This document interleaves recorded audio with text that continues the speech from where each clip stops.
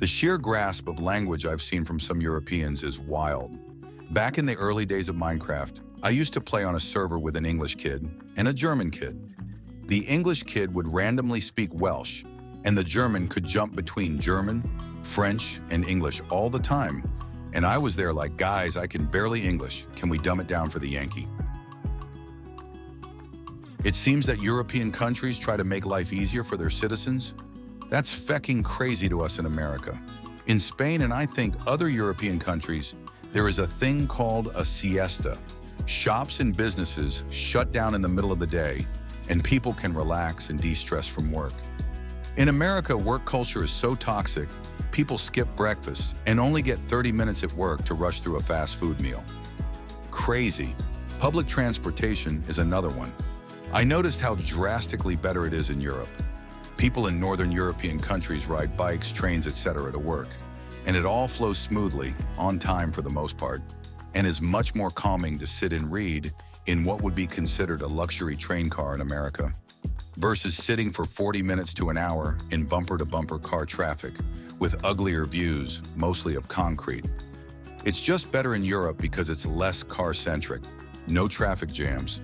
People just walk to get groceries calmly in a few minutes. In America, you have to carve out time and a separate day because going to run errands is so stressful, from fighting through traffic to crowded spaces, etc. It's just not designed to be a pleasant experience. It's all just consumerism and how to squeeze more money out of people. Education is another that should go without speaking. I will leave it alone because I could go on forever as a teacher in America, but I believe our citizens still rank near last across all subjects. Healthcare is another. USA is the only developed country that does not provide healthcare to its citizens without some wealthy company making a profit first. Everything about America makes life miserable. No wonder people are suicidal, and we have a lot of suicide mass shootings. Most Americans would be shocked if they traveled to Europe and paid attention to how things work there and how much better life can be by doing things that way. Idiots will probably comment that America's great because we have freedom. Dumbasses don't realize that people have that in other places too, and Americans are being scammed into living suboptimal lives. Americans don't know what old is. Europeans don't know what big means. That you use the metric system, that it totally makes sense, and we probably don't use it for spite. That some stone roads that were built like 600 years ago are holding themselves together better than the paved roads. Labor rights and public services. Don't get me wrong, I'm all for it. I wish we had all that here, but it's deeply unfamiliar. I have European co-workers who expect vacation. We've got a British manager who expects employees to take vacation. Sit is wild. High-quality food at low prices. You can eat great, healthy food for cheap in many European countries. In the US, the healthier, higher-quality food is often the most expensive. Trains go to every major city. It's crazy that everyone doesn't drive a huge empty truck 1 mile down the road. Instead, they walk. Crazy. How few fat people there are. It's awesome, but your food culture is different enough to lead to a significant difference in obesity in the general populace. That healthcare thing, I want that. The fact that you cross international borders like we cross state lines. The fact that you can wake up in Germany, drive all day, and go to sleep in Spain. When I went to Bad Kissingen, Germany, I almost fell over. If you get diagnosed with certain ailments, your doctor can write a prescription for you to go to the spas for 6 weeks. Then once you are there, you drink water from the ground that helps you heal. And you bathe in pools that look like Versailles and take leisurely strolls around the grounds to soothe your stomach. And here's the best part. Your employer has to keep paying you while you are there. What the hell kind of a deal is this? In America, they throw some Robitussin on you, take your pay, and tell you to get your ass back to work. Germany was the feckin' coolest place. It's so weird how civilized y'all are over there. Minus that whole Russia-Ukraine thing as of late. But that's not the Europe I know and have visited. But yeah, generally you guys have these crazy ideas about what constitutes the good life. Jobs that don't treat you like slaves and work you into an early death. Subsidized single-payer health care so that you could hypothetically lose your job and not your health or life. 6 weeks of mandatory paid vacation a year, whether you want to go someplace or not. Decent, healthy, affordable food. Subsidized housing that doesn't look like a war zone. Clean, modern public transportation that alleviates the need to own a vehicle in a lot of places. High-quality education instead of schools that increasingly resemble more of those war zones we seem to love. We know better in the US, where the mantra is that violence belongs everywhere. Clean water, freedom, from religion and public policy, public toilets, functional democracy. Yeah, y'all are some weird people. I'm surprised nobody has said, the price you see in the shop is actually the price you pay. Because as a Brit, the idea of taxes not being included in the displayed price is absolutely mind-boggling to me. Edit. After some good back and forth in several threads, I've softened my stance on this. I can see how when the next town might have different tax rules, it would make it easier to tell when you're being ripped off, etc. But it still feels weird after 30+ years of just seeing the price you pay. Otherwise healthy people smoking cigarettes. The history, can't wrap my brain around that. I live in a farmhouse built in the 1920s, and that is considered old.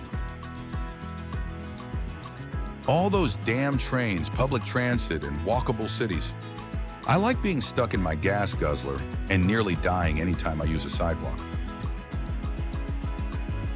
As a European, I can tell you that the cultures, customs, languages, weather, food, and everything else can vary as drastically from country to country as it does from America. I live in Ireland, and pretty much any other EU country is pretty alien to me, and they probably think Ireland is weird AF too.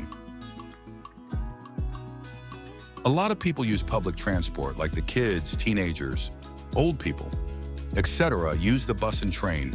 So commonly in America, basically everyone has a car or gets driven by a car. You have to pay to use public restrooms. If you're talking about a whole continent, there's bound to be some weird things about it, and that also means that people from certain European countries will find other European countries weird in certain ways. Like I'm British, and I find the French incredibly weird.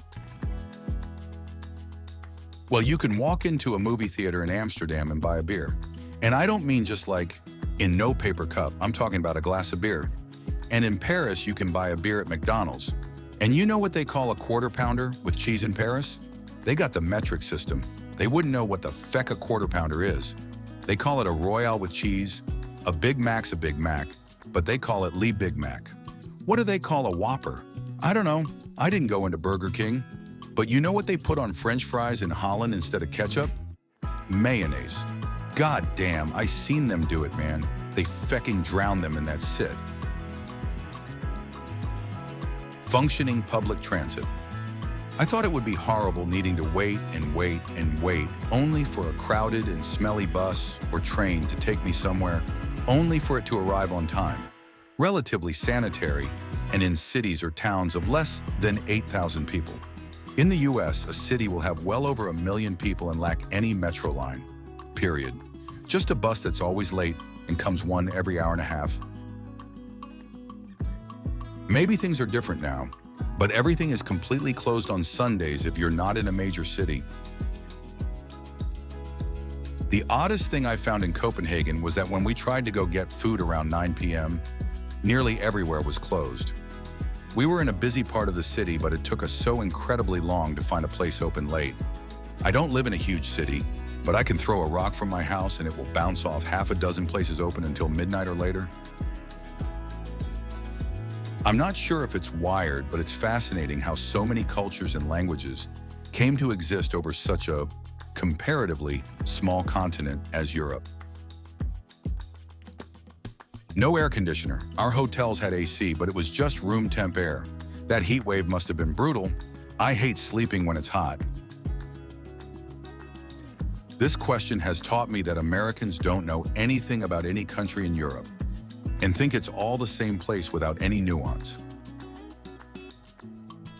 Oh my God, the toilets. In the US, every toilet I've ever come across has a flush lever on the left of the tank, or in public restrooms, a sensor or a button on the top. In Europe, every single toilet has a different flush mechanism. Every single one. It's like an escape room challenge. Foot pedals, cranks, pull knobs, things attached to the sink. I was once stuck in a bathroom for 20 minutes trying to figure out how to flush the toilet. It turned out to be a pulley on the other side of the room. Not weird, but great. Maternity leave. When my sister-in-law in Ukraine gave birth to her daughter, she got a year off at 100% pay and could stay on leave for up to 3 years at half pay. Meanwhile, businesses are able to hire a temp worker for that time, and it's perfectly normal. Meanwhile, my wife here only got 6 weeks, and it was for medical recovery. Although someone else misread the company rules and got an inexperienced HR person to approve 6 months of paid maternity leave. By the time they figured it out, 5 months had passed. When they said she had to get back to work, she told them it was their screw-up, and she didn't have daycare lined up. So they kept paying her for the rest of that time. Then she found a better job. I don't know if this applies everywhere in Europe, but the lack of window screens in French homes was an adjustment for me. Every evening was a decision between leaving the windows open and being constantly harassed by flies and mosquitoes, or closing them and suffocating in hot, stuffy air. I get that they're not aesthetically attractive, but I'm more than happy to accept that trade-off if it means I can breathe fresh air without bugs landing on me every 30 seconds. Not American, but Canadian. How close everything is. Went to Germany recently and was looking throughout her map, figuring things out. I can drive for a whole day without stopping and still be in Ontario. In that same time, I would have crossed numerous countries.